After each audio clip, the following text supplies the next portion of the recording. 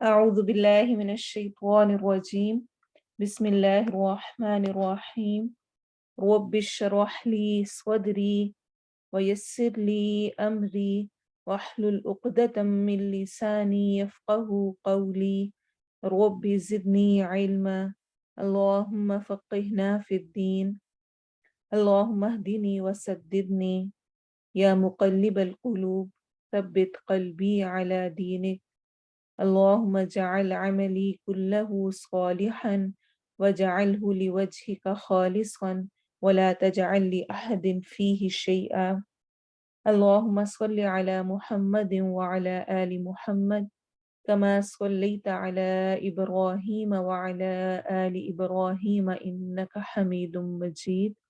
اللهم بارك على محمد وعلى آل محمد كما باركت على إبراهيم وعلى آل إبراهيم إنك حميد مجيد. السلام علیکم ورحمۃ اللہ وبرکاتہ۔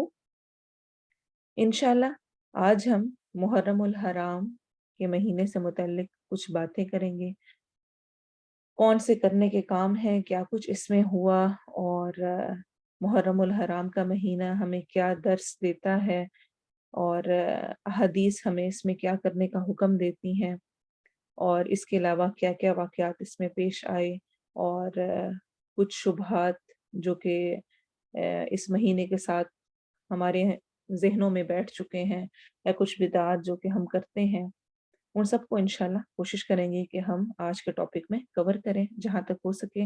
اللہ تعالیٰ حق بات کو کہنے کی توفیق دے، میری زبان سے وہی نکلوائے جو کہ حق اور صحیح ہے، اور اللہ تعالیٰ ہم سب کو اس پر عمل کی توفیق بھی دے۔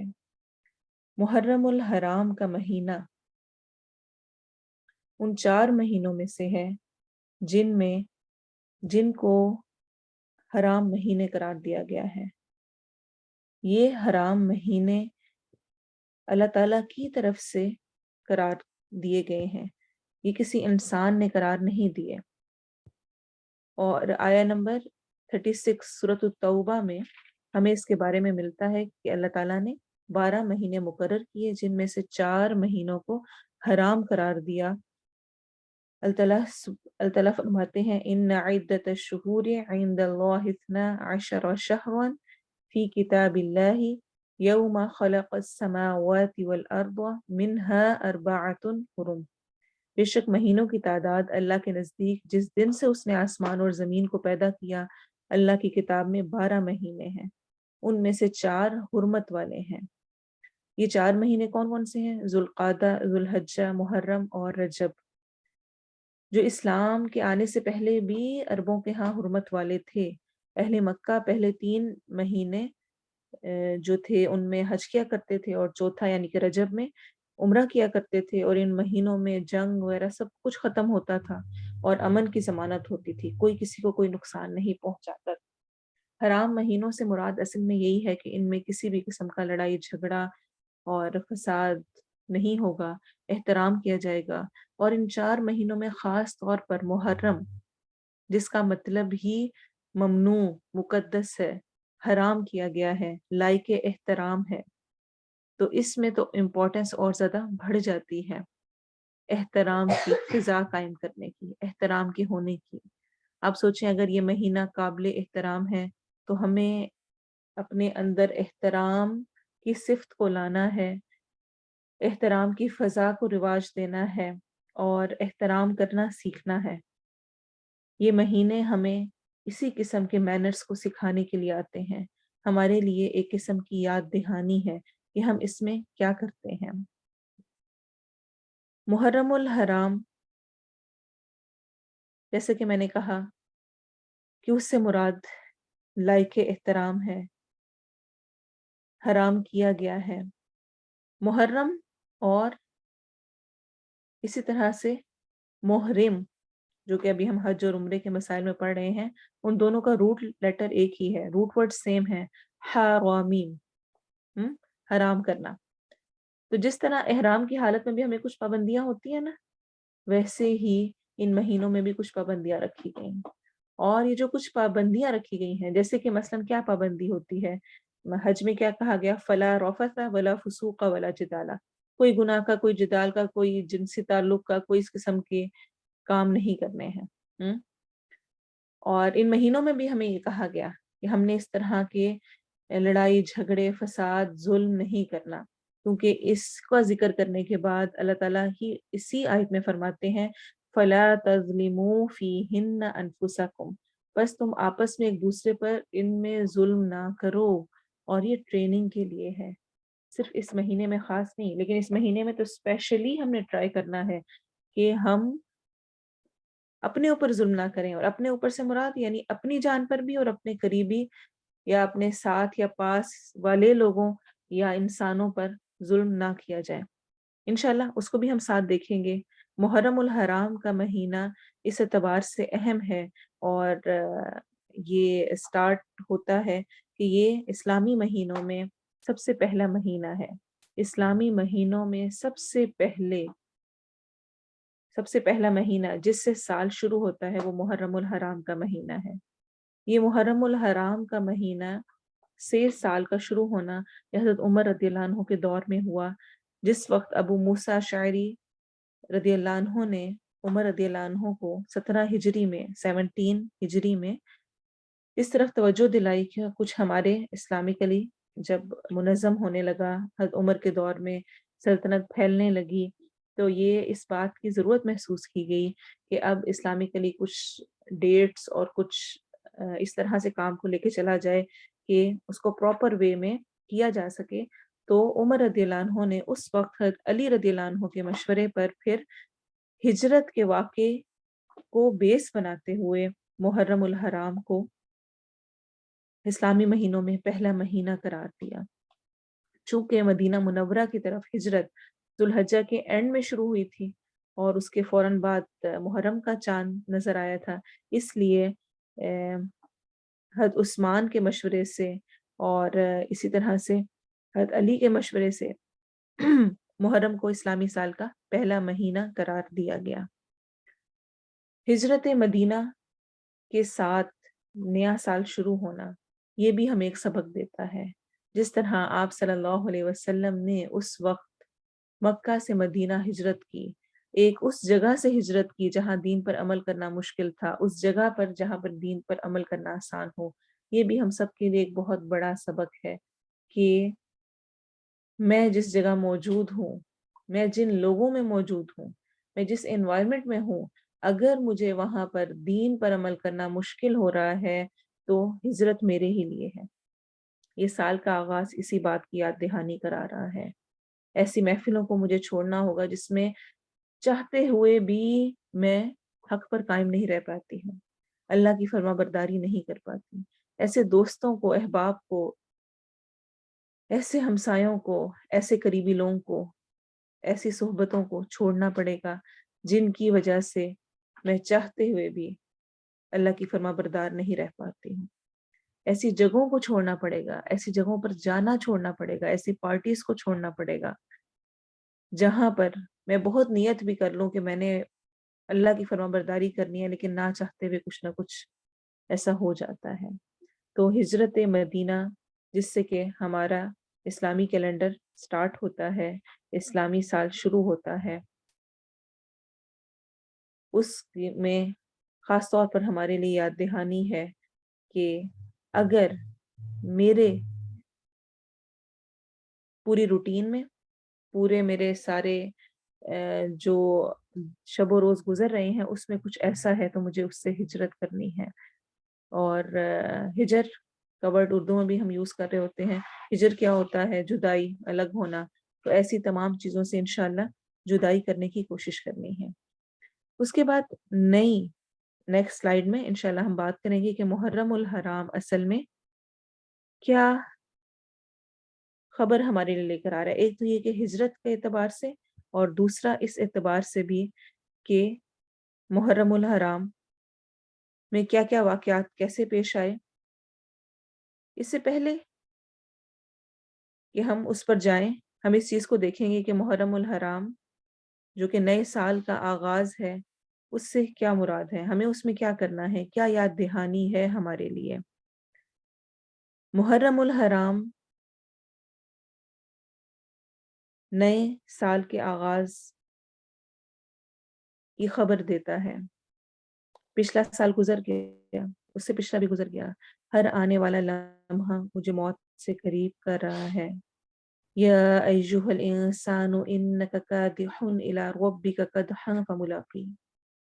انسان تو کشا کشا اپنے رب کی طرف بڑھتا جا رہا ہے، بس عنقریب تو اس سے ملاقات کرے گا. فسوف یحاسب حسابا یسیرا. بس عنقریب حساب ہوگا، کسی کا ہلکا ہو جائے گا، کسی کا بھاری ہوگا. وہ وقت آنے والا ہے. نئے سال میں مجھے اپنے آپ پر غور کرنے کی ضرورت ہے. حدیث کہتی ہے جس کا آج اس کے کل سے بہتر نہیں ہوا وہ برباد ہوا. آج کے دن میں اگر میری زندگی میں امپروومنٹ نہیں ہے پچھلی دن سے، اس مہینے میں میرے عمل میں بہتری نہیں آئی پچھلے مہینوں سے، اس سال جو گزرا ہے یا جو آنے والا ہے اس میں اگر جو پچھلے سال ہیں ان سے میری زندگی میں میرے عمل میں اللہ تعالیٰ سے قربت حاصل کرنے میں تبدیلی نہیں آئی تو گویا بربادی ہے. آپ صلی اللہ علیہ وسلم نے فرمایا، ہم سب جانتے ہیں، بہت مشہور حدیث ہے، ابن آدم کے دونوں قدم اس کے پاس سے نہ ہٹیں گے جب تک کہ اسے 5 چیزوں کے متعلق دریافت نہ کر لیا جائے گا. یہ ہم سب سے سوال ہونا ہے. تو سال کا شروع ہمارا کچھ ٹارگٹس کے ساتھ ہونا چاہیے. جب تک ٹارگٹس نہیں ہوں گے تب تک ہم کچھ اچیو نہیں کر سکتے. جب تک کچھ پلاننگ نہیں ہوگی تب تک ہم کچھ کام نہیں کر سکتے. اور اگر میں نے زندگی ایسے ہی گزار دی تو اس سے بڑھ کر ظلم اور کوئی میں نہیں کر سکتی اپنے اوپر. تو کیا ہے، آپ صلی اللہ علیہ وسلم نے فرمایا کہ ابن آدم کے دونوں قدم اس کے پاس سے نہ ہٹیں گے جب تک کہ اس سے 5 چیزوں کے متعلق دریافت نہ کر لیا جائے. اول، اس نے اپنی عمر کہاں صرف کی، کدھر لگائی، صبح شام کیا کیا، کیا فکریں تھی، کیا سوچیں تھی، کیا کام تھے. دوسرا، اپنی جوانی کس کام میں خرچ کی، اپنی جوانی خاص طور پہ. بڑھاپے میں بھی بندہ بیٹھ کے تسبیح پڑھ لیتا ہے اور بچپن تو بچپن ہوتا ہے، اس میں ویسے ہی معاف کیا گیا. جب جوانی آئی، جب سمجھ آئی تو اس وقت اس کو کس کام میں خرچ کیا. تیسرا، اس نے مال کہاں سے کمایا. چوتھا، مال کس کام میں لگایا. اور پانچواں، کتنا عمل کیا اس علم پر جو کہ اسے ملا تھا.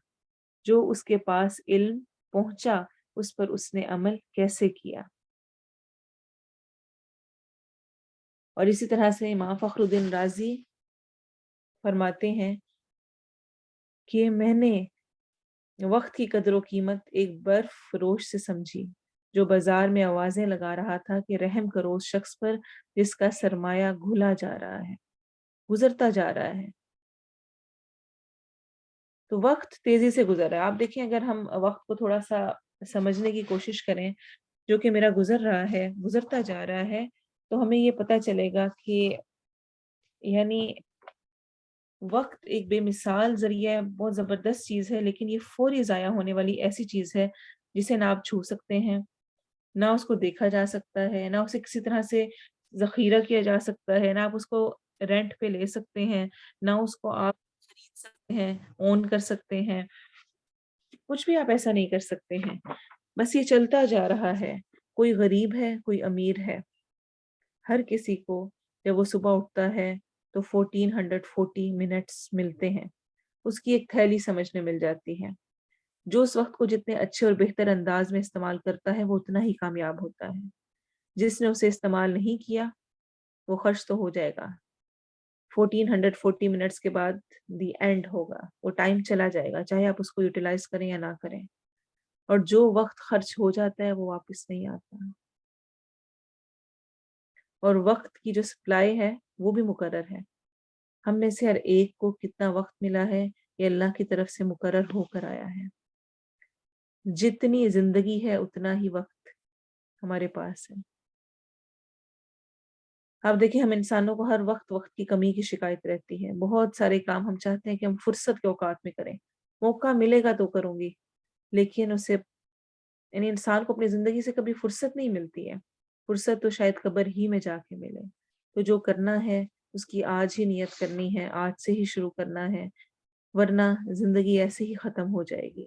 اب دیکھیں ہم نے اپنے آپ کو دنیا کے کاموں میں اتنا الجھایا ہوا ہے کہ ہمیں دنیا کی چیزوں کے سوا اور کچھ نظر ہی نہیں آ رہا ہوتا، جبکہ حال یہ ہے کہ ہم بھی نہیں کہوں گی میں ہر اگلے لمحے اپنی زندگی کو کم کرتے ہوئے موت کی طرف جا رہی۔ پچھلا سال شروع ہوا تھا، کوئی خوشی کی حالت میں ہوگا، اب غم کی حالت میں ہے، کوئی غم کی حالت میں ہوگا، اس وقت کوئی پریشانی ہوگی اس پر، اب اس کے اچھے دن ہوں گے۔ کسی کا کوئی ساتھی پچھلے سال اس کے پاس تھا، اب نہیں ہوگا، اگلا سال آئے گا تو شاید وہ خود بھی نہ رہے۔ وقت گزرتا جا رہا ہے، باری باری ہر کوئی واپس آتا جا رہا ہے۔ ہماری موت، ہر آنے والا دن ہم اپنی موت کے قریب جاتے جا رہے ہیں۔ اللہ سے ملاقات کا وقت قریب آتا جا رہا ہے۔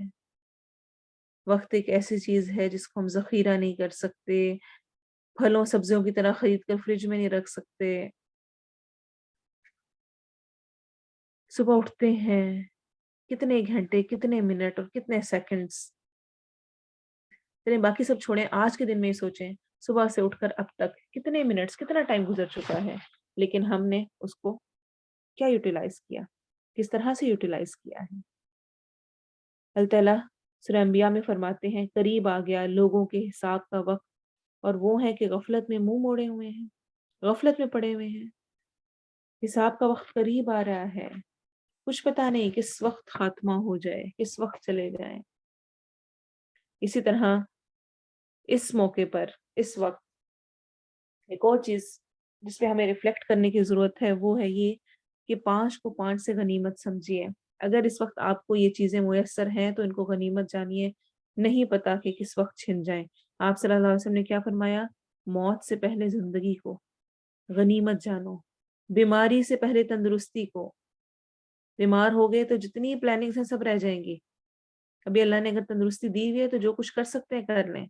مشغولیت سے پہلے فراغت کو، خود بیمار نہیں ہوئے، گھر والا کوئی اور ہو گیا، کچھ اور ایسے مسائل آ گئے کہ آپ کو جاب کرنی پڑے، آپ کو کچھ اور کام کرنا پڑے، بچوں کی مشغولیت اور بڑھ گئی، کچھ اور چیزیں اور بڑھ سکتی ہیں۔ بڑھاپے سے پہلے جوانی کو، بڑھاپے میں دل کرے گا بھی لمبی لمبی نمازیں پڑھنے کو تو کھڑا ہی نہیں ہوا جائے گا۔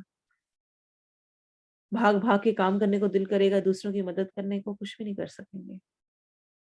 فقر سے پہلے مالداری کو، اگر اللہ نے آج مال دیا ہوا ہے، جس نے دیا ہے وہ لے بھی سکتا ہے۔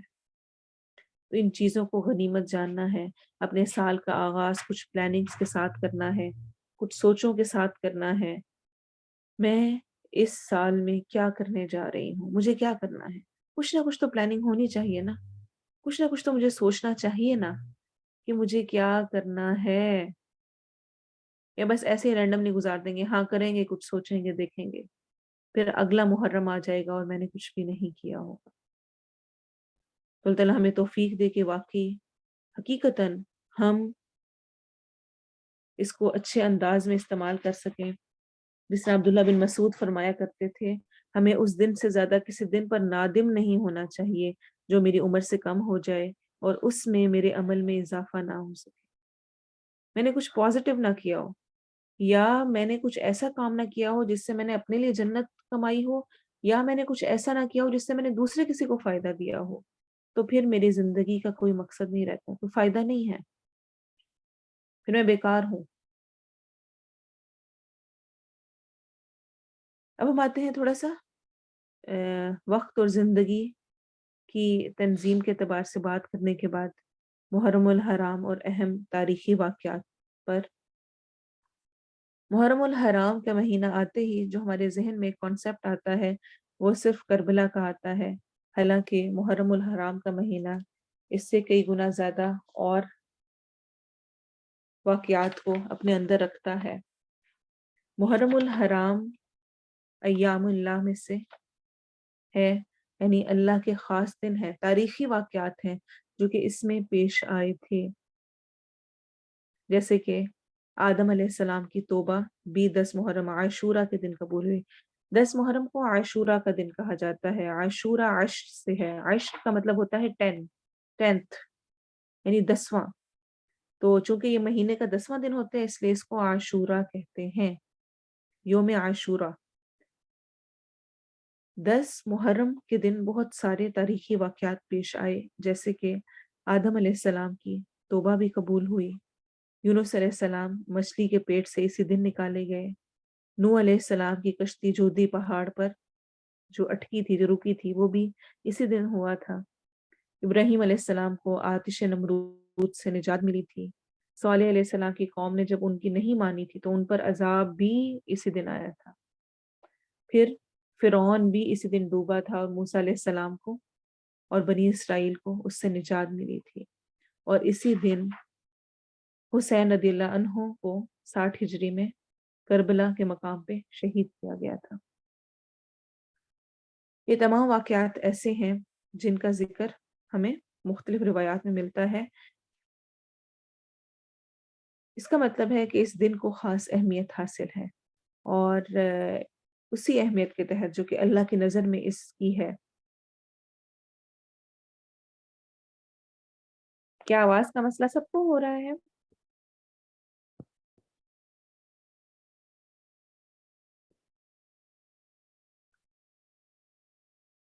اچھا ٹھیک ہے، تو یہ خاص دن ہے، اسی لیے جب ہم احادیث پڑھتے ہیں تو اس میں خاص طور پہ محرم الحرام کے مہینے کو اللہ تعالیٰ نے شہر اللہ قرار دیا ہے، اللہ کا مہینہ۔ تمام مہینے اللہ تعالیٰ کے ہیں، سب مہینے ہی اللہ کے ہیں، لیکن خاص طور پہ شہر اللہ کہا گیا اس کو خاص کرنے کے لیے۔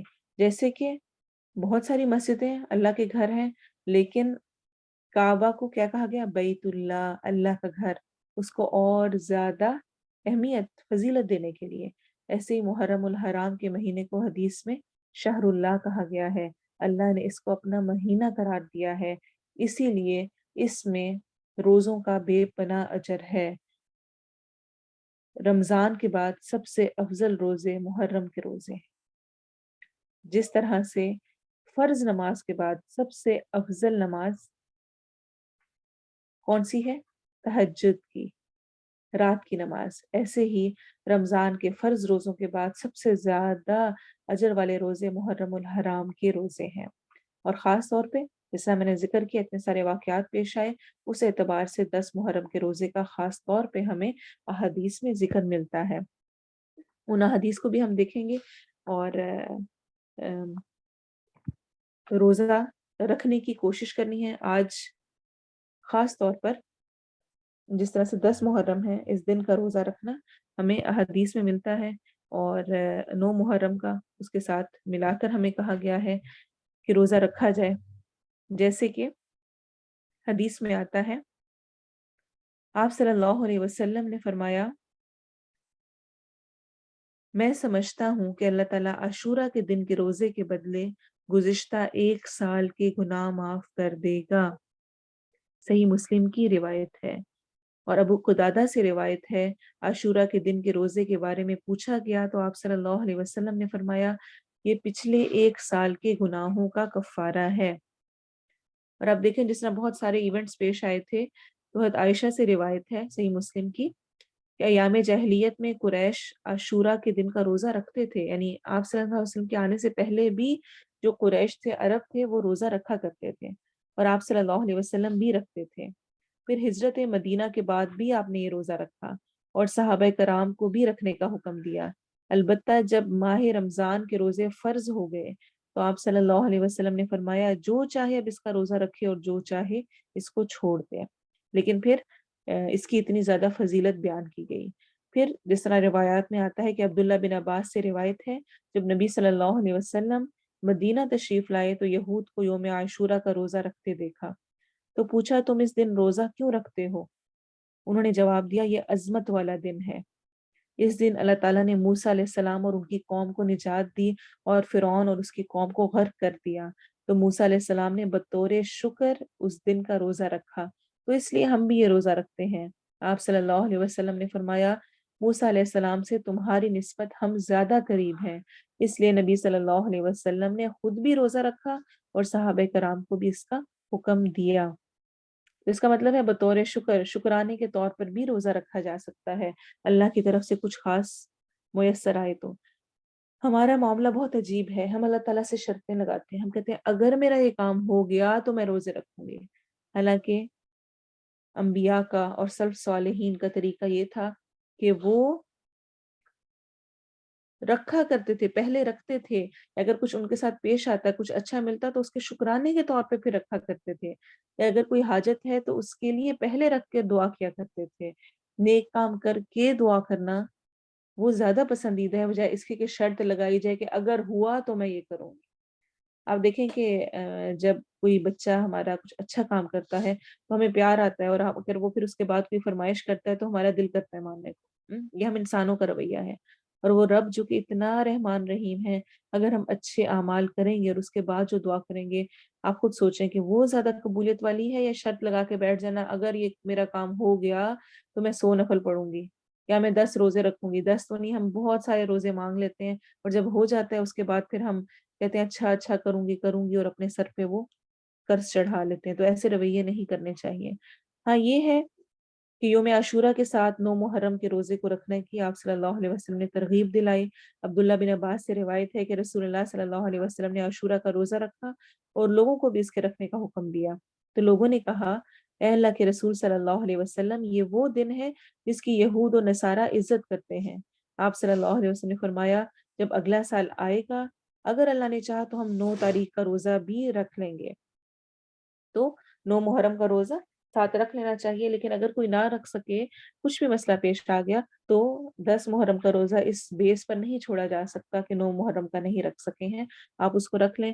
کچھ اسکالرس کے نزدیک یہ بھی ہے کہ پھر آپ 11 کو ساتھ ملا لیں، لیکن اگر بہرحال نہ کر سکیں، 10 کا بھی رکھ سکیں تو الحمدللہ، لیکن اس کو کرنے کی ضرور کوشش کرنی چاہیے۔ آپ صلی اللہ علیہ وسلم نے ملانے کا حکم اس لیے دیا تاکہ دوسری قوم سے مشابہت نہ ہو۔ اسی طرح ہمیں روایات میں یوم عاشورہ کے روزے کی بہت بہت زیادہ فضیلت اور اس طرح ملتا ہے کہ وہ لازمی رکھا جانا چاہیے، جیسے کہ ربیہ بنت معوذ کے بارے میں آتا ہے کہ وہ فرماتی ہیں کہ نبی صلی اللہ علیہ وسلم نے عاشورہ کی صبح یعنی 10 محرم کی صبح کو انصار کے محلوں میں کہلا بھیجا کہ جس نے پہلے کھا پی لیا ہو وہ دن کا باقی حصہ روزے کی طرح پورا کرے، یعنی جو کھا چکا ہے وہ بھی اب اس کے بعد نہ کھائے، اور جس نے کچھ کھایا پیا نہ ہو وہ روزے سے رہے۔ وہ کہتی ہیں پھر ہم بعد میں بھی روزے رکھتے رہے اور اپنے بچوں کو بھی رکھواتے تھے، انہیں ہم اون کے کھلونوں سے بہلایا کرتے تھے، ان میں سے جب کوئی کھانے کے لیے روتا تو انہیں وہی دے دیتے، یعنی کیا، اون کے کھلونے پکڑا دیتے، یہاں تک کہ افطار کا وقت ہو جاتا۔ تو اس روزے کی اتنی فضیلت ہے کہ بچوں کا بھی خاص طور پہ مینشن کیا گیا ہے کہ وہ بھی ساتھ اس روزے کو رکھیں۔ اسی طرح زہری رحمہ اللہ سے پوچھا گیا کہ جب آپ رمضان میں سفر کرتے ہیں تو روزہ چھوڑ دیتے ہیں، نہیں رکھتے ہیں، لیکن عاشورہ کا روزہ اگر سفر میں آئے تو آپ تب بھی ضرور رکھتے ہیں۔ تو انہوں نے آگے سے فرمایا رمضان کے بارے میں اللہ تعالیٰ نے فرمایا ہے کہ اس کی گنتی باقی دنوں میں پوری کر لو، یعنی باقی دنوں میں ہم اس کو رکھ سکتے ہیں، لیکن عاشورہ کے بارے میں ایسا کچھ نہیں ہے۔ عاشورہ کا دن کا روزہ عاشورہ کے دن ہی رکھا جا سکتا ہے، اس لیے میں اس اجر سے محروم نہیں ہونا چاہتا۔ تو اس لیے کوشش کرنی چاہیے خاص طور پر کہ روزہ رکھ لیا جائے، اور اللہ ہمیں توفیق دے کہ ہم رکھیں، اپنے بچوں کو بھی رکھوائیں، اور پلیز ایسے معاملوں میں بہت زیادہ حقیقت پسندی کا مظاہرہ کرنا چاہیے، بہت زیادہ بچوں پہ ترس نہیں کھانا چاہیے کہ بھائی کیسے رکھ لے گا، کیا ہوگا، ہمارے یہاں بچے چاہتے ہیں، رکھنا چاہتے ہیں سب کو دیکھ کر، تو ہم ان کو رکھنے نہیں دیتے۔ تو ایسے مواقع ایسے اسی لیے ہوتے ہیں کہ ان میں خود بھی رکھیں اور ان کو بھی رکھوائیں، اور وہ جو ہے نا ایک بار بار سے رمضان کی یاد دہانی ہو رہی ہوتی ہے، پچھلے مہینے ذوالحجہ کا روزہ تھا، اب عاشورہ کا روزہ آیا، اس طرح کچھ عرصے بعد روزہ آتا ہے، تو وہ جو ہماری ایک رمضان کی عادت ہے اس کی یاد دہانی ایک رہتی ہے، اس میں بھی اللہ تعالیٰ کی طرف سے بہت زیادہ ہمارے لیے خیر اور بھلائی ہے۔ اور جہاں اتنی فضیلت ہے، آپ سوچیں کہ پورے سال کے گناہ، اور اس کا یہ جس طرح میں نے ذوالحجہ کے روزے میں بھی کہا تھا، اس کا ہرگز یہ مطلب نہیں ہے کہ گناہ کرتے جاؤ اور ہر سال بس ایک روزہ رکھ لیا یا ذوالحجہ کا روزہ رکھ لیا، اس سے مراد ان کی فضیلت بیان کرنا ہے کہ اتنا زیادہ ان کا اجر ہوتا ہے۔ تو اللہ ہمیں ان مواقع سے فائدہ اٹھانے کی توفیق دے۔ اتنی زیادہ سیل لگی ہوئی ہو تو اس کو مس کرنا انسان کے اپنے ہی خسارے کا باعث ہے۔ اس کے بعد انشاءاللہ ہم بات کریں گے کچھ محرم الحرام اور حرمت انسانیت سے متعلق۔ محرم الحرام جیسے کہ میں نے شروع میں ہی بات کی تھی کہ اس اعتبار سے بہت اہم ہے، اس بات کی ہمیں یاد دہانی دلاتا ہے کہ ہم نے احترام کی فضا قائم کرنی ہے اور ظلم سے خود کو بچانا ہے۔ ظلم کا رویہ نہیں ہونا چاہیے۔ ظلم کا اصل میں مطلب ہوتا ہے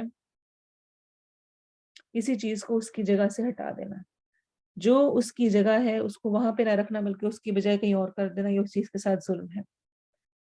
اللہ تعالیٰ نے شرک کو بھی ظلم کہا ہے، ان الشرک لظلم عظیم، بے شک شرک البتہ بہت بڑا ظلم ہے۔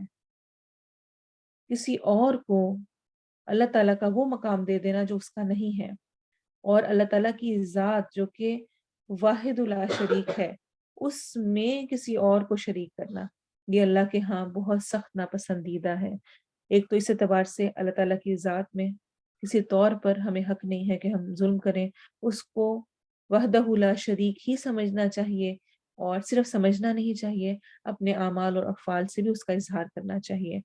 اسی طرح انسانوں میں احترام کی فضا کو قائم کرنا بہت ضروری ہے۔ آپ صلی اللہ علیہ وسلم نے فرمایا جو ہم میں سے بڑوں کی عزت نہ کرے اور چھوٹوں پہ رحم نہ کرے وہ ہم میں سے نہیں ہے۔ یہ چھوٹی بات نہیں ہے، آج کے دور کا ایک بہت بڑا المیہ ہے۔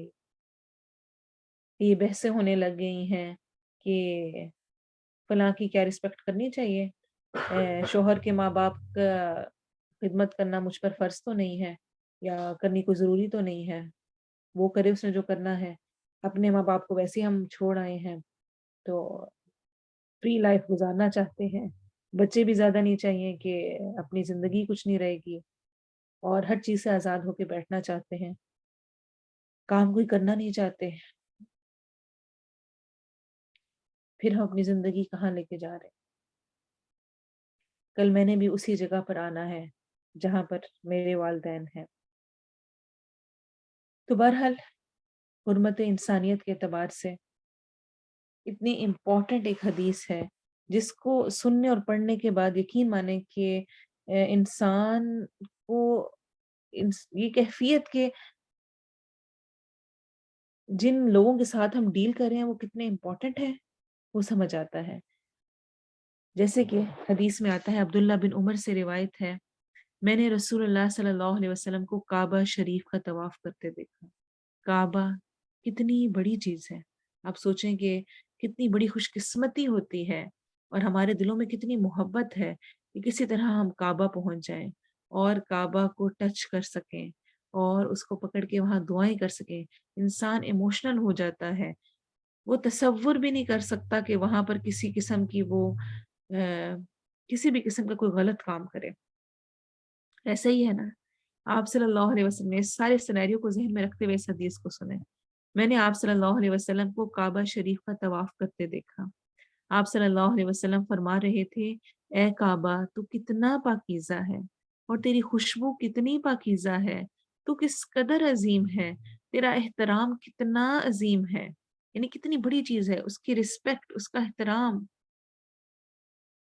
اور پھر کیا فرمایا، اور سے سنیں، قسم ہے اس ذات کی جس کے ہاتھ میں محمد صلی اللہ علیہ وسلم کی جان ہے، اللہ کے ہاں مومن کی حرمت تیری حرمت سے بڑھ کر ہے۔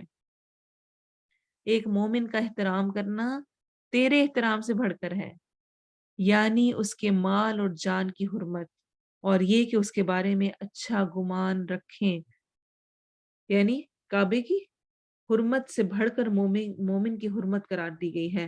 اور مومن کی حرمت کن تین اعتبار سے ہے، کن تین چیزوں میں، اس کی جان، اس کا مال اور اس کی عزت و آبرو، ان تین چیزوں میں خاص طور پہ مومن کا احترام پہلے نمبر پر ہے۔ کعبہ سے بھی بڑھ کر مومن کا احترام، مومن کی حرمت کا ذکر کیا گیا ہے۔ تو سوچیں کیسی ہے آپ صلی اللہ علیہ وسلم نے یہ بھی فرمایا ایک حدیث میں، ایک مسلمان کی ہر چیز دوسرے مسلمان پر حرام ہے. کیا کیا؟ اس کی عزت و آبرو، اس کی جان، اس کا مال. کیا میں واقعی محترم سمجھتی ہوں دوسروں کو، اپنے والدین کو، اپنے بڑوں کو، اپنے شوہر کو، اپنے استادوں کو، اپنے رشتہ داروں کو، اپنے ہمسایوں کو؟ اپنے دلوں کو چیک کریں. اور اصل میں احترام کیوں نہیں ہوتا؟ کیوں نہیں ہم احترام کرتے دوسروں کا؟ اپنی انا ہوتی ہے بس کہ میں زیادہ بہتر ہوں. کنڈیشنل ہوتے ہیں ہم. کوئی کرے گا تو میں کروں گی. اصل چیک یہ ہے، کوئی میرے ساتھ بہت اچھا ہے، میں بھی اچھی ہوں. کسی موقع پر اس نے ایسا کچھ کیا کہ میرا دل ہی خراب ہو گیا. اس نے یہ کیا ہے، وہیں پر میری ساری اچھائی ختم. اچھا، کسی نے آ کر آپ سے کچھ بولا، کچھ سنایا. چلے بہت سمپل سا سین لیتے ہیں، ایک سینیریو لیتے ہیں. آپ نے کسی کو کوئی نصیحت کرنا چاہی کہ دیکھو تم نے یہ کام غلط کیا تھا. پہلی بات یہ کہ آج کل لوگ اس کو بھی کرتے نہیں کہ ریلیشنز خراب ہوں گے. کسی کو آپ نے نصیحت کی، کوئی بات کی کہ دیکھو تمہیں ایسے نہیں ایسے کرنا چاہیے تھا، اس پر وہ ناراض ہو گئی. اس نے پھر آپ کو بے پناہ سنائی اور آپ کی بھی زندگی کے بہت سارے امور کو ڈسکس کیا. تم تو ایسے ایسے ایسے کرتے ہو، میں نے تو تمہیں کبھی نہیں کہا، تمہیں مجھے سنانے لگی. اس کے بعد آپ کیسے ہوتے ہیں؟ آپ اسے بڑھ کر اگلی باتیں اور نکالتے ہیں اور اس کو سناتے ہیں، اس کی عزت اور خراب کرتے ہیں.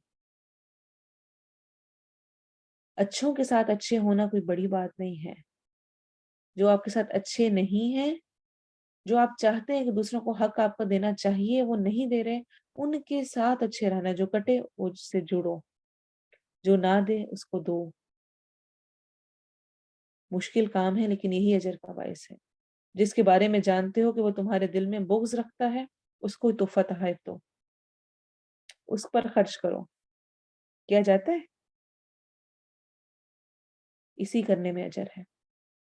پھر ہمارے دل میں ویسے برا گمان ہوتا ہے کہ وہ اس وجہ سے کر رہی ہے، اس لیے بھی ہم احترام نہیں کر پاتے. وقت کی کمی ہے اس لیے میں تھوڑا تھوڑا ان چیزوں کو ہائی لائٹ کرنا چاہوں گی کہ یہ جو 3 چیزیں ہیں، جان کی حرمت، مال کی حرمت اور عزت کی حرمت، شاید ہمیں دیکھنے میں لگ رہا ہو کہ میں تو کسی کی نہیں کرتی. تھوڑی تھوڑی سی ہم ان کی ایگزامپلز اور احادیث کو دیکھ لیتے ہیں. آپ دیکھیں کہ جان کی حرمت کے بارے میں تو قرآن بہت کلیئر ہمیں کہتا ہے کہ کسی نے اگر کسی کو قتل کیا تو گویا اس نے ساری انسانیت کو قتل کر دی، سب کا ہی قتل ہو گیا. اور ایک اور حدیث میں ایک اور آیت جو کہ ہمیں بتاتی ہے، وَمَن يَقْتُلْ مُؤْمِنًا مُتَعَمِّدًا، جس نے جان بوجھ کے کسی مومن کو قتل کیا، سیدھا سیدھا، نو اینی آپشن، فَجَزَاؤُهُ جہنم، تو اس کا بدلہ جہنم ہے، وہ آگ میں جائے گا.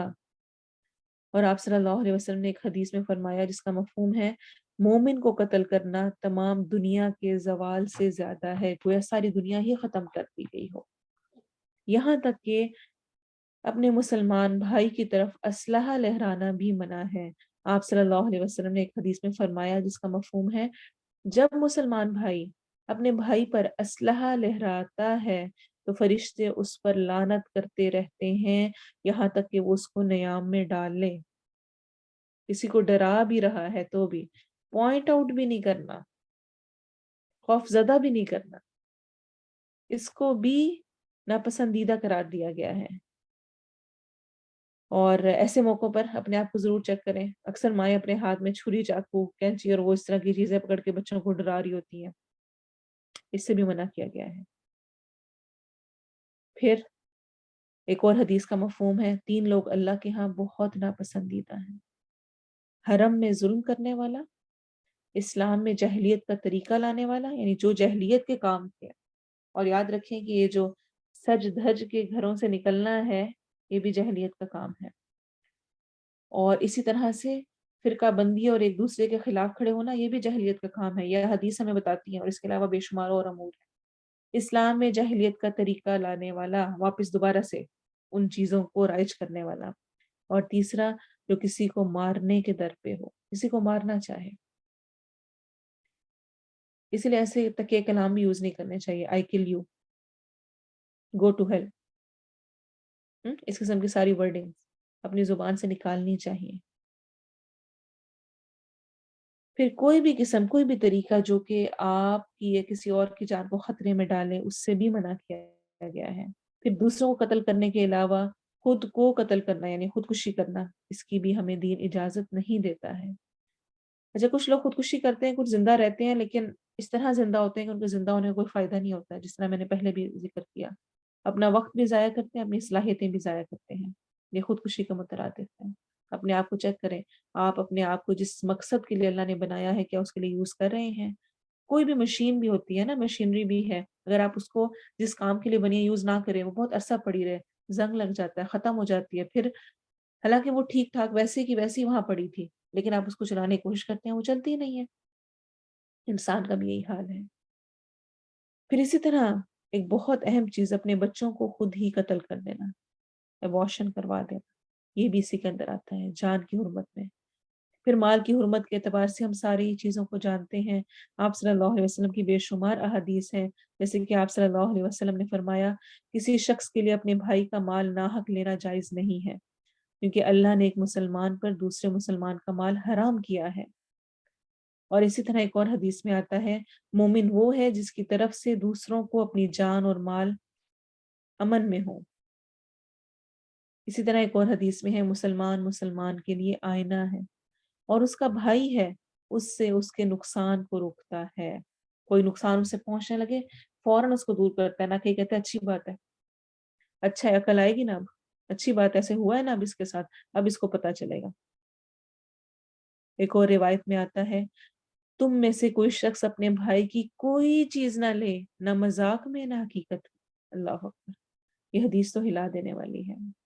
حقیقت میں تو ہم نہیں لیتے ہیں چیزیں، لیکن مذاق میں لے کے چھپا دی، دیکھنا اب ڈھونڈتی رہے گی نا، مزہ آئے گا، تھوڑی دیر تنگ کرتے ہیں اور اس قسم کے کام کرتے ہیں، ایسا کرنے سے بھی منع کیا گیا ہے۔ پھر مزدور کی اجرت دینا لازمی ہے، وہ نہ دی جائے اس پر بھی پکڑ ہے۔ کسی کا مال لوٹنے سے بھی منع کیا گیا ہے، زمین پر قبضہ کرنے سے بھی منع کیا گیا ہے۔ ایک بالشت بھر زمین پر بھی کسی نے قبضہ کیا تو حدیث میں آتا ہے قیامت کے دن 7 زمینوں کا توق بنا کر اس کے گلے میں ڈال دیا جائے گا۔ ایک بالشت بہت تھوڑا سا حصہ ہوتا ہے، اتنا بھی کر لیا۔ پھر جس شخص نے جھوٹی قسم کے ساتھ جھوٹ بول کر اور اوپر قسم کھا کر مال حاصل کیا، اس کے دل پر سیاہ نقطہ ہوگا، بلیک ڈاٹ لگ جائے گا۔ جو کوئی، ایک اور حدیث میں آتا ہے کسی مسلمان کا مال جو اس کے ذمے ہے جھوٹی قسم کھا کر ہضم کر لے، کہہ دے فلاں ہو گیا، میرے پاس نہیں رہے، میرا یہ مسئلہ ہو گیا، اور اپنے پاس اپنا ہڑپ کر لیے، تو وہ اللہ تعالیٰ سے اس حال میں ملے گا کہ اللہ تعالیٰ اس سے سخت ناراض ہوں گے۔ اللہ اکبر۔ اور اسی طرح ایک اور روایت میں آتا ہے جس نے ایک بھی لقمہ حرام کا کھایا یا نہ حق لیا تو اللہ اسے جہنم میں سے ویسے ہی کھلائے گا، اتنا ہی کھلائے گا۔ ایک اور حدیث میں آتا ہے آپ صلی اللہ علیہ وسلم نے فرمایا کسی شخص کے لیے اپنے بھائی کا مال اس وقت تک حلال نہیں جب تک وہ اپنی رغبت سے نہ دے دے، اپنی مرضی اور خوشی سے نہ دے دے۔ اچھا کبھی کبھار ہم دوسروں کو ٹیسٹ کرتے ہیں، ہمیں پتہ ہوتا ہے کسی کا ویک پوائنٹ ہے، کسی کے مثلا کپڑے، باقی سب کچھ وہ ٹھیک ہے شیئر کرا سکتا ہے، کپڑے نہیں وہ شیئر کرا سکتا، یا کپڑے کرا لیتا ہے، کوئی ایسا ہوتا ہے کہ جس کو جویلری اس کو بہت عزیز ہوتی ہے وہ اس کو نہیں شیئر کرا پاتا، کسی کا میک اپ ہوتا ہے، کسی کے جوتے ہوتے ہیں، کوئی اپنے گھر میں کوئی چیز ہوتی ہے، کچھ کھانے میں سے نہیں، اس کو بہت پسند ہے وہ چیز، اور آپ کو پتہ ہے کہ اس کو بہت پسند ہے، آپ نے بس صرف اس کو ٹیسٹ کرنے کے لیے لازمی اس میں سے لے لینا ہے، تو ایسے سے بھی پرہیز کرنا چاہیے۔ کسی شخص کے لیے اپنے بھائی کا مال اس وقت تک حلال نہیں جب تک وہ اپنی رغبت سے نہ دے، جب تک وہ اپنی خوشی سے مرضی سے نہ دے۔ ایسے نہیں کہ لے لی اور لے کر بعد میں کہا اچھا وہ میں نے تمہاری وہ چیز لے لی تھی، اور پھر اگر دوسرا کچھ کہے تو ہم آگے سے کہیں لو اس کا دل اتنا چھوٹا ہے، اتنا سا بھی مجھے دے نہیں سکتی۔ تو دونوں اعتبار سے یہ غلط ہے، پہلا رویہ ہی یہ غلط ہے کہ آپ بغیر پوچھے اس طرح کسی کی چیز لے لیں، کسی بھی اعتبار سے۔ تو اچھا پھر کیا ہوتا ہے کبھی کبھار ہم چیزوں کو بہت مس یوز بھی کر رہے ہوتے ہیں دوسروں کی لے کر، اور پھر ہم کہتے ہیں تو کیا ہوا، کسی کے جوتے پڑے ہوئے پہنے اور پہن کے واش روم لے گئے، کسی نے کپڑے اپنے سیٹ کر کے استری کر کے رکھے ہوئے تھے کہ جانے کے لیے اور آپ پہن کر آپ نے وہ کر لیے۔ یہ چھوٹی چھوٹی بہت چھوٹی چھوٹی چیزیں ہوتی ہیں، تو ہمیں دوسروں کے ساتھ رہتے ہوئے ان کا احترام کرتے ہوئے ان کا خیال کرنا چاہیے، اپنے بچوں کی چیزوں کا بھی، اپنے ساتھ والوں کی چیزوں کا بھی۔ اگر آپ یونیورسٹی کالج جا رہے ہیں تو اپنے ساتھ جو پڑھنے والے ہیں، اگر آپ جاب کر رہے ہیں، کولیگس ہیں، ان چھوٹی چھوٹی باتوں کا خیال رکھا جانا ضروری ہے۔ اسی طرح سے تیسری چیز ہے عزت کی حرمت، اور میں کہتی ہوں بہت حد تک شاید ہم جان کی بھی حرمت کر لیتے ہیں، ہم مال کی حرمت کی بھی کوشش کر لیتے ہیں، لیکن یہ ایک بڑا نازک پوائنٹ ہے جس پر آ کر ہم میں سے اکثر ہار جاتے ہیں۔ معراج کے موقع پر آپ صلی اللہ علیہ وسلم نے دیکھا کہ قیامت کے دن لوہے کے ناخنوں سے کچھ لوگ اپنے آپ کو نوچ رہے تھے، لوہے کے ناخنوں سے خود کو نوچ رہے تھے، اور بتایا گیا یہ کون لوگ ہیں جو دوسروں کی عزت پامال کرتے تھے۔ ایک اور حدیث میں ہے سب سے بڑا سود یہ ہے، سود کو ہم برا سمجھتے ہیں، ٹرسٹ کو برا سمجھتے ہیں، کیا حدیث کہہ رہی ہے سب سے بڑا سود یہ ہے کہ انسان ناحق کسی مسلمان کی عزت سے کھیلے، اس کی عزت خراب کرے، دوسرے کے سامنے نیچا دکھائے، دیورانی جٹھانی آپس میں، ساس بہو آپس میں۔ کیا ہوتا ہے کہ مرد حضرات کو نا اس گھر کے معاملات پہ کوئی زیادہ انٹرسٹ نہیں ہوتا، الا ماشاء اللہ، ان کو اپنے بہت کھاتے ہوتے ہیں، بہت کام ہوتے ہیں ان کے سر پہ، اور بہت ساری ٹینشنز ہوتی ہیں، انہوں نے بہت سارا کچھ مینج کرنا ہوتا ہے، اپنی جابس کرنی ہوتی ہیں، آ کر بچوں کی فیس کا کہاں سے کرنا ہے، ایڈمیشن کا کیا کرنا ہے، فلاں گروسری کرنی ہے، فلاں چیزیں، یہ وہ ہزار چیزیں ان کے سر پہ ہوتی ہیں، اور بہت سارا کچھ ہوتا ہے۔ ان کو یہ گھر کی چھوٹی باتیں آگے پیچھے کی وہ چیزیں کوئی میٹر نہیں کر رہی ہوتی، یہ میں اور آپ ہیں جو میٹر کرواتے ہیں۔ آتے ساتھ ساتھ کے ہاں تمہاری بیوی تو یہ نہیں کرتی ہے، یا گھر اندر پہنچے تو کہ آپ کی ماں تو میرے ساتھ یہ کرتی ہے، اور کان بھرے۔ ہم؟ تو کسی کی عزت کو ناحق اس سے کھیلنا یہ بڑا سود ہے۔ کسی آدمی کے برا ہونے کے لیے یہی کافی ہے کہ وہ اپنے بھائی کو حقیر سمجھے، ایک اور حدیث میں آتا ہے کسی آدمی کے برا ہونے کے لیے یہی کافی ہے کہ وہ اپنے بھائی کو حقیر سمجھے۔ اللہ اکبر۔ اکثر ہم جو رسپیکٹ نہیں کرتے وہ اسی وجہ سے کہ ہم اپنے آپ کو بڑا سمجھ رہے ہوتے ہیں اور دوسرے کو کم سمجھ رہے ہوتے ہیں۔ تو اللہ میں ہدایت دے۔ عزت کی حفاظت، دیکھیں اس سے بڑی بات کوئی ہو سکتی تھی؟ آپ صلی اللہ علیہ وسلم نے فرمائی کعبہ کی حرمت سے بڑھ کر مومن کی حرمت ہے، اور بے شمار حدیث بتا دی۔ اب دیکھیں عزت پامال کرنے کی بہت صورتیں ہیں، بہت شکلیں ہیں، کبھی وقت ہوا تو انشاءاللہ ہم ڈیٹیل میں ڈسکس کریں گے۔ ابھی صرف میں کچھ کو ہائی لائٹ کروں گی۔ ہم نے جب منافقین کی صفات شروع میں پڑھی تھی تب بھی ہم نے کچھ ایسی چیزوں کو ڈسکس کیا تھا جو ہمیں منافقین کی صفات میں آئی تھی، جیسے کہ بیجا تبصرے کرنا بیٹھ کر۔ تو تھوڑا سا اس دفعہ اپنا ہوم ورک کریں کہ جب آپ کسی کے ساتھ مل کر بیٹھتے ہیں تو 80% کیا باتیں ہوتی ہیں، یا چلے 50% ہی کیا باتیں ہوتی ہیں؟ وہ آئی تھی، وہ گئی تھی، پھر اس نے یہ کہا تھا، پھر اس نے یہ کیا تھا، پھر یہ ہو گیا تھا، پھر وہ تو پتہ نہیں اس کا خیال نہیں کرتی، وہ اس سے بولتی نہیں ہے، فلاں نے یہ کر دیا ہے، فلاں کو دیکھو ذرا گئی کچھ لے کے نہیں گئی، فلاں آئی تو کچھ پتہ نہیں جو لے کر آئی وہ کسی کام کا نہیں لے کر آئی، اور یہی باتیں بیجا تبصرے، غیبت، خصوصاً ایسے انداز میں ذکر کرنا کہ دوسرے کی عزت پامال ہو، اور اس میں لطف بڑا آتا ہے نا، اس لیے ایسی باتیں چن چن کے ہم لا کے بیٹھ کر کرتے ہیں۔ لیکن یاد رکھیں کہ اگر کہ آپ کے پاس آ کے کسی کے بارے میں برا کہے اور آپ آگے سے کہیں کہ نہیں ایسا تو نہیں، وہ تو ایسے نہیں ہے، آپ کو غلط فہمی ہوئی ہوگی، تو اگلی دفعہ دوسرا آ کر بات کرنے میں سوچتا ہے۔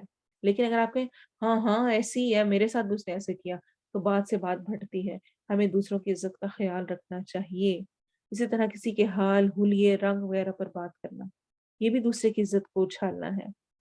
اور آپ کو واقعہ یاد ہوگا عائشہ نے حضرت صفیہ کے قد پر صرف چھوٹا ہونے کا ذکر کیا تھا، وہ چھوٹے قد والی ایک جتنا سا ان کے منہ سے نکلا تھا، تو آپ صلی اللہ علیہ وسلم نے کیا فرمایا تھا؟ تم نے ایسی بات کہی ہے کہ اگر سمندر میں ڈال دی جائے تو وہ اس کو کڑوا کر دے۔ صرف اتنا کہنا، اچھا وہ چھوٹے قد والی، اچھا ہم کہتے ہیں ہے ہی ایسی ہے، میں کیا کروں، میں کو غلط تھوڑی کہہ رہی ہوں، ہے ہی ایسی وہ۔ اور آپ صلی اللہ علیہ وسلم نے فرمایا مجھے یہ پسند نہیں کہ میں کسی کی نقل اتاروں، چاہے مجھے اتنا اور اتنا ہی مال دیا جائے۔ اللہ اکبر۔ آج کل ہمارے ہاں نقل اتارنا، دوسرے کی طرح ایکٹ کرنا، اتنا بڑا فن سمجھا جاتا ہے اور اس کو پرموٹ کیا جاتا ہے اور اس کو بڑی چیز سمجھا جاتا ہے، حالانکہ آپ نے فرمایا چاہے مجھے اتنا اتنا مال کہ بے شمار مال بھی دیا جائے تو میں ہرگز پسند نہیں کرتا کہ میں کسی کی نقل اتاروں۔ اور ہم بچوں کو اپریشیٹ کرتے ہیں کہ واہ کتنی اچھی دادی کی دیکھو نقل اتاری ہے، کتنی اچھی دیکھو ان آنٹی کی نقل اتار کے دکھا رہی ہے۔ اور پھر ہم جب بچہ آپ کے سامنے کرتا ہے تو آپ دوسروں کے سامنے کرواتے ہیں، دیکھو دیکھو بیٹا کر کے دکھانا کیسے بولتی ہیں وہ آنٹی، کیسے وہ فلاں یہ کرتا ہے۔ اور اپنے سر خود دیکھیں، ہمارا سب سے بڑا سرمایہ ہماری اولاد ہے، جس کو ہم چھوڑ کے جائیں گے، وہ ہمارے آثار ہوں گے جو کچھ وہ کریں گے، میں ان کے ساتھ کیا کر رہی ہوں۔ پھر شکایتیں لگانا، بدگمان کرنا، جس کا میں نے پہلے ذکر کیا ہے کہ مردوں کو یا دوسرے رشتوں کو دوسروں کے ساتھ انسان کی باتیں جادوئی اثر رکھتی ہیں۔ اگر ایک انسان کو بار بار یہ سنوایا جائے کہ تم بہت اچھے ہو، تم بہت اچھے ہو، اسی لیے کہا جاتا ہے کہ بچوں کو آپ پازیٹیو تھنکنگ دیں، ان کو بار بار یہ سنوائیں کہ یو کین ڈو، تم کر سکتے ہو، تم بہت اچھا کر سکتے ہو، خود بھی کچھ کرنا چاہتے ہیں تو بار بار خود کو سنوائیں میں یہ کر سکتی ہوں، تو آپ وہ کر لیں گے۔ لیکن اگر بار بار یہ سننے کو ملے تم تو ہو ہی نہ لائق، تم تو کچھ کر ہی نہیں سکتی، تو انسان اپنے آپ کو وہ سمجھ کر بیٹھ جاتا ہے، وہ پھر ٹرائی نہیں کرتا، کوشش ہی نہیں کرتا۔ بچوں کا معاملہ بھی ایسا ہے، ہمارا اپنا بھی ایسا ہی ہے، تو ایسا نہیں ہونا چاہیے۔ پھر دوسروں سے بول چال بند کر دینا، بولنا ہی نہ، دوسرا بلاتا رہے اس کی طرف دیکھنا ہی نہیں، سلام ہی نہیں کرنا، بات ہی نہ کرنا، پھر کہنا نہیں میں تو ناراض نہیں ہوں، تو مجھے تو نہیں پتا تم نے کب سلام کیا تھا، اور ایسا رویہ شو کرنا ہے جیسے کہ آپ کو کچھ پتا ہی نہیں ہے، دوسرا بلا رہا ہے بات نہیں کرنی، دوسرا سامنے کھڑا ہے اور تیسرے بندے سے مخاطب ہو کر اس کو سنانی، یہ تو ہمارا عام رویہ ہے۔ اس طرح سے بات کرنی ہے کہ تیسرے کو آپ سنائیں کہ اچھا وہ اس نے ایسے کیا ہے۔ پھر کسی کو پریشان کرنا اور ڈرانا، آپ صلی اللہ علیہ وسلم نے فرمایا کسی مسلمان کے لیے جائز نہیں کہ وہ دوسرے کو گھبراہٹ میں مبتلا کرے۔ اور اسی طرح ایک اور حدیث میں آتا ہے جب کوئی شخص اپنے بھائی کو اے کافر کہتا ہے تو وہ اس کے قتل کی طرح ہے۔ اے کافر کہنا، کوئی بھی ایسا کچھ نیگیٹو کہنا۔ اور ایک اور حدیث میں آتا ہے میں تمہیں وصیت کرتا ہوں کہ تم لان تان کرنے والے نہ بنو، لان تان نہ کرنا۔ ہم؟ تو یہ تمام چیزیں ہمیں یہ سمجھاتی ہیں کہ احترام انسانیت انتہائی ضروری ہے، ہمیں اس کا خیال رکھنا چاہیے۔ اپنے آپ کو چیک کریں، سوچیں کیا میں دوسروں کا احترام کرتی ہوں؟ کیا میں کسی پہ ظلم تو نہیں کرتی ہوں؟ جب میرا کسی کے ساتھ کوئی معاملہ پیش آتا ہے، دیکھیں اچھی ڈیلنگ تو چل رہی ہے، جب کوئی معاملہ پیش آتا ہے، جب کچھ دوسرے کی طرف سے ان ایکسپیکٹڈ ہوتا ہے تو پھر میں اس کو کیسے ہینڈل کرتی ہوں، میرا کیا رویہ ہوتا ہے؟ میرے تعلقات احترام پہ مبنی ہوتے ہیں یا بے حرمتی والے ہوتے ہیں، اخلاق والے ہوتے ہیں یا بد اخلاقی والے ہوتے ہیں؟ Check your self. اور اگر نیگیٹو سائڈ پہ ہیں تو دعا کی کثرت کر کے اللہ سے مانگو، اللہم اہدنی لاحسن الاخلاق لا یہدی لاحسنہا الا انت۔ اے اللہ میں تجھ سے اچھے اخلاق مانگتی ہوں اور اچھے اخلاق کی طرف رہنمائی نہیں کر سکتا کوئی مگر تو ہی مجھے اچھے اخلاق کی طرف لے کے جا سکتا ہے۔ بہت پیاری دعا ہے یہ۔ اللہم اہدنی لاحسن الاخلاق لا یہدی لاحسنہا الا انت واصرف عنی سیئہا لا یصرف عنی سیئہا الا انت۔ اور مجھے برے اخلاق سے بچا لے اور نہیں کوئی بچا سکتا برے اخلاق سے مگر تو ہی، تیری ذات ہی بچا سکتی ہے۔ اور آخر میں ہم تھوڑی سی بات کریں گے انشاءاللہ چند شبہات اور بدعات سے متعلق۔ کچھ چیزوں کو میں یہاں پہ کلیئر بھی کرنا چاہوں گی اور ڈسکس بھی کرنا چاہوں گی۔ ایک تو یہ کہ ہم عاشورہ کے روزے کو حضرت حسین کی شہادت کے ساتھ لنک کرتے ہیں، حالانکہ امید ہے کہ جس طرح میں آپ کو ساری احادیث بتا چکی ہوں آپ کو کلیئر ہو گیا ہوگا کہ عاشورہ کے روزے کا حسین رضی اللہ عنہ کی شہادت کے ساتھ کوئی تعلق نہیں ہے۔ اور اسی طرح سے کچھ لوگ اس میں روزہ نہیں رکھتے ہیں اور جو یہ کیا جا رہا ہوتا ہے کہ کھانے سبیلیں لگانا اور یہ سب کچھ کرنا، آپ دیکھیں کہ سنت کے مخالف چیزیں جب بدعات آتی ہیں تو سنتیں اٹھ جاتی ہیں۔ ہمیں حدیث میں کتنا حکم دیا گیا ہے کہ اس دن کا روزہ رکھنا ہے، لیکن عام لوگوں کا رویہ کیا ہوتا ہے کہ سبیلیں لگا کے کھانے پکا کے خود بھی کھا رہے ہوتے ہیں، دوسروں کو بھی کھلا رہے ہوتے ہیں اور سمجھ رہے ہوتے ہیں کہ اس پہ اجر ہے، حالانکہ اجر کس میں ہے؟ روزہ رکھنے میں ہے۔ پھر یہ چیز اپنے ذہن میں رکھنا، یہ ان بدعات کو، ان چیزوں کو رائج کرنا کہ اس اگر جو اس دن خرچ کرے گا اپنے اہل و عیال پر، سارا سال ان کے لیے فراغی ہوگی، ایسا ہوگا، ایسا کسی صحیح حدیث میں نہیں ملتا ہے۔ یہ ہمارے ہاں چیزیں زبانوں سے سن سن کے کامن ہوتی جاتی ہیں، اور ہم سمجھتے ہیں کہ شاید واقعی ایسا ہے۔ پھر عاشورہ کے دن یہ جو تعظیم کی جاتی ہے، مجالس ماتم کی جاتی ہیں، اور اس میں شریک ہوا جاتا ہے، اور اس طرح کی جتنی بھی چیزیں کی جاتی ہیں، یہ بہرحال شریعت کا حصہ نہیں ہے۔ پھر یہ یاد رکھیں کہ حسین رضی اللہ عنہ کے واقعے کی پیشن گوئی خود محمد صلی اللہ علیہ وسلم نے پہلے ہی کر دی تھی۔ اس کے بارے میں ہمیں پہلے ہی بتا دیا گیا تھا کہ ایسا پیش آنا ہے، تو یہ کوئی کچھ انوکھا آپ یہ سمجھے کہ ان ایکسپیکٹڈ نہیں تھا۔ یہ ایک پیشن گوئی پہلے سے کی جا چکی تھی کہ ایسا ہونے والا ہے، اور ظاہر سی بات ہے لعنت کے مستحق ہیں اور افسوس کی یہ بات ہے۔ اور اس چیز میں بہت زیادہ یعنی انسان سوچتا ہے تو وہ کہتا ہے کہ اس طرح سے سب کچھ پیش آ گیا، لیکن اسی میں آزمائش اور امتحان تھا۔ جیسے کہ سلسلہ صحیحہ کی روایت ہے، مسند احمد میں موجود ہے، بازار میں بھی، طبرانی میں بھی، کہ عبداللہ بن نجی اپنے باپ سے روایت کرتے ہیں کہ وہ طہارت والے پانی کا برتن اٹھا کر علی رضی اللہ عنہ کے ساتھ چل رہے تھے۔ جب وہ صفین کی طرف جاتے ہوئے نینوا مقام تک پہنچے تو علی رضی اللہ عنہ نے آواز دی، ابو عبداللہ ٹھہر جاؤ، دریائے فرات کے کنارے ٹھہر جاؤ۔ میں نے کہا ادھر کیا ہے؟ انہوں نے کہا میں ایک دن نبی صلی اللہ علیہ وسلم کے پاس گیا اس حال میں کہ آپ کی آنکھیں اشک بار تھیں۔ میں نے کہا اے اللہ کے نبی، کسی نے آپ کو غصہ دلایا ہے؟ آپ کی آنکھیں کیوں آنسو بہا رہی ہیں؟ آپ صلی اللہ علیہ وسلم نے فرمایا آپ کی آمد سے قبل جبریل امین میرے پاس سے اٹھ کر گئے ہیں۔ انہوں نے مجھے خبر دی ہے کہ حسین کو دریائے فرات کے کنارے قتل کر دیا جائے گا۔ پھر آپ نے فرمایا میں تجھے اس کی مٹی کی خوشبو سنگھاؤں؟ میں نے کہا جی ہاں۔ آپ صلی اللہ علیہ وسلم نے اپنا ہاتھ لمبا کیا، مٹی کی مٹھی بھری اور مجھے دے دی۔ میں اپنے آپ پر قابو نہ پا سکا اور رونے لگ گیا۔ یہ ہمیں صحیح روایت ملتی ہے ایسی۔ تو جو سب سے اہم چیز جس پوائنٹ پہ میں بات کرنا چاہ رہی ہوں وہ یہ ہے کہ چونکہ ایک ہمارے ہاں ایک بڑا فرقہ موجود ہے جو کہ اہل بیت کی تعظیم میں غلوف کر گیا ہے، اور وہ بہت سارا کچھ ایسا کہتے ہیں جو کہ حقیقت میں نہیں ہے، لیکن اس کو سمجھتے اور اس کو دیکھتے ہوئے ہم اتنے زیادہ اس کے اپوزٹ چلے گئے ہیں، ہم ان کو اتنا زیادہ اس طرح سمجھتے ہیں کہ جو اصل صحیح احادیث بھی اہل بیت کی فضیلت میں ہیں ان کو ہم ایکسیپٹ نہیں کر رہے ہوتے، اور ہمیں لگ رہا ہوتا ہے کہ اگر کوئی حضرت علی، حضرت حسن، حضرت حسین، حضرت فاطمہ یا جو بھی باقی ہیں ان سے متعلق کوئی بات کر رہا ہے، کوئی فضیلت بیان کر رہا ہے تو گویا وہ شیعہ ہی ہے، حالانکہ ایسا نہیں ہے۔ اہل بیت سے محبت رکھنا اور ان کے جو فضیلت بیان ہوئی ہے اس کو جاننا ہم سب کے لیے ضروری ہے۔ جیسے کہ آپ صلی اللہ علیہ وسلم نے فرمایا فاطمہ میرے گوشت کا ٹکڑا ہے، تو جس نے اس کو غصے میں ڈالا گویا کہ اس نے مجھے غصے میں ڈال دیا، اس نے مجھے ایسا کیا۔ تو یہ کوئی چھوٹی بات نہیں ہے۔ ایسے ہی ہمیں حدیث میں ملتا ہے آپ صلی اللہ علیہ وسلم نے جس وقت آیت نازل ہوئی فَقُلْ تَعَالَوْا نَدْعُ أَبْنَاءَنَا وَأَبْنَاءَكُمْ، کہ آؤ بلائیں ہم اپنے بیٹوں کو اور تمہارے بیٹوں کو، تو آپ صلی اللہ علیہ وسلم نے علی، فاطمہ، حسن اور حسین رضی اللہ عنہم کو بلایا اور عرض کیا یا الہی یہ میرے اہل بیت ہیں۔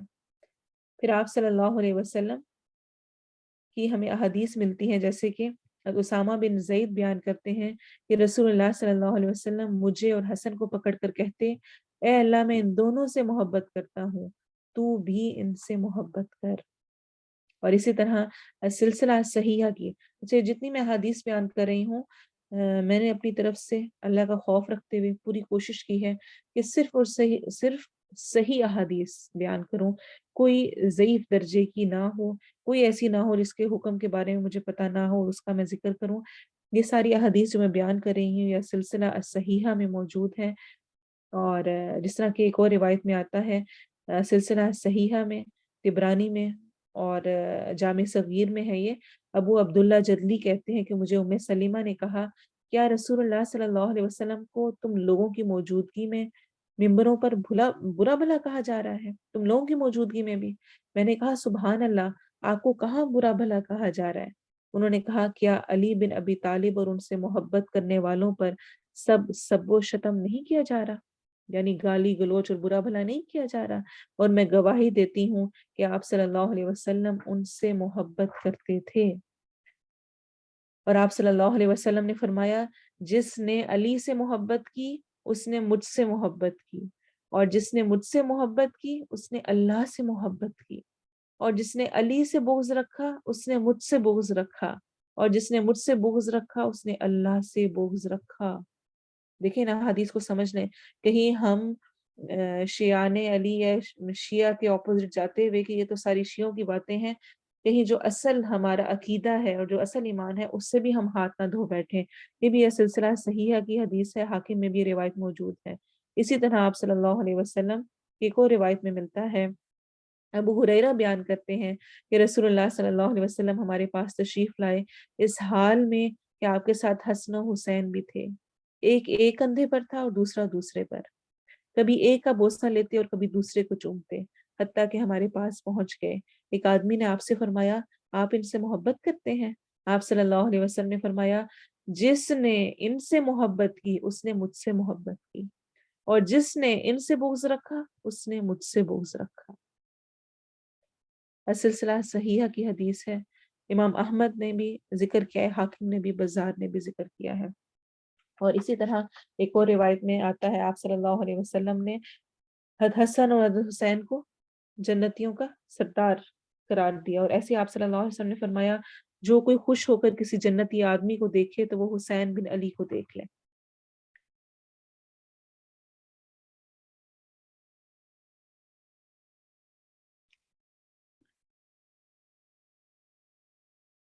تو یہ کچھ احادیث تھیں، اور اسی طرح ہمیں کچھ اور بھی ملتی ہیں، جیسے کہ یہ بھی ملتا ہے کہ حسن اور حسین دونوں کی شکل، دونوں کا جو پرسنالٹی تھی وہ بہت زیادہ آپ صلی اللہ علیہ وسلم سے مماثلت کرتی تھی، ملتی تھی۔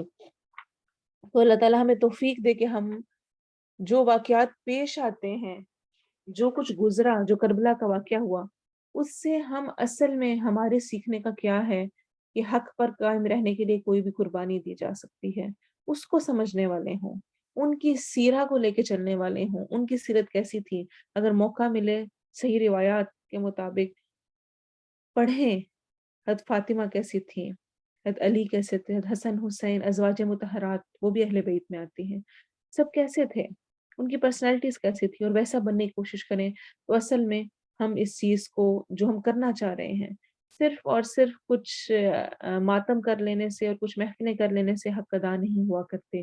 اصل مقصد آپ دیکھیں قرآن میں کوئی بھی واقعے کا ذکر جو ہوا ہے اس کا مقصد کیا ہوتا ہے کہ اس میں سے میرے لیے کیا سبق ہے، جو پیش آیا اس میں اچھا کرنے والا نے جو کیا میرے لیے سبق ہے کہ میں ویسا کروں، برے کرنے والے جو کیا اس سے میں خود کو بچانے کی کوشش کروں اور ویسا میرے ساتھ پیش نہ آئے، میں ویسا نہ کروں، کہیں ایسا نہ ہو کہ اللہ کا غضب مجھ پر آ جائے۔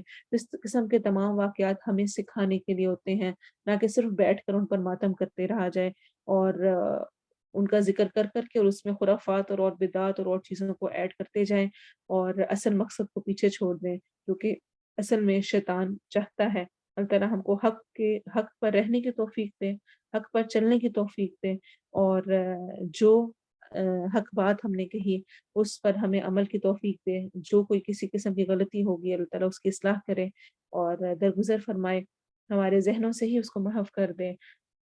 جو کچھ آپ نے سیکھا، جو سمجھ آئی اس کو ضرور شیئر کریں۔ آپ ابھی اس وقت بھی گروپ میں شیئر کر سکتے ہیں، اور جو یوٹیوب میں لیکچر آتا ہے وہ سننے کے بعد بھی آپ نیچے اپنے کمنٹس میں لکھ سکتے ہیں کہ آپ نے کیا سیکھا، ایک تھوڑا سا وہ سب کے لیے موٹیویشن کا باعث ہوتا ہے، دوسروں کو اس میں سیکھنے کا موقع ملتا ہے اور ہم سب کے لیے صدقہ جاریہ ہے۔ جتنا موقع ہو سکے اگر آپ کے لیے پاسبل ہے، آپ کی اتنی ہمت ہے تو محرم میں نفلی روزوں کا بہت اجر ہے جیسا کہ ذکر ہوا، کوشش کریں اگر آپ رکھ سکتے ہیں تو رکھیں، اور خاص طور پہ آج تو یوم عاشورہ ہے، اس کا روزہ ضرور کنٹینیو کریں، اور اللہ تعالیٰ ہم سب سے قبول کرے۔ سبحانك اللهم وبحمدك أشهد أن لا إله إلا أنت أستغفرك وأتوب إليك. سبحان ربك رب العزة عما يصفون وسلام على المرسلين والحمد لله رب العالمين. والعصر إن الإنسان لفي خسر إلا الذين آمنوا وعملوا الصالحات وتواصوا بالحق وتواصوا بالصبر. السلام علیکم ورحمۃ اللہ وبرکاتہ.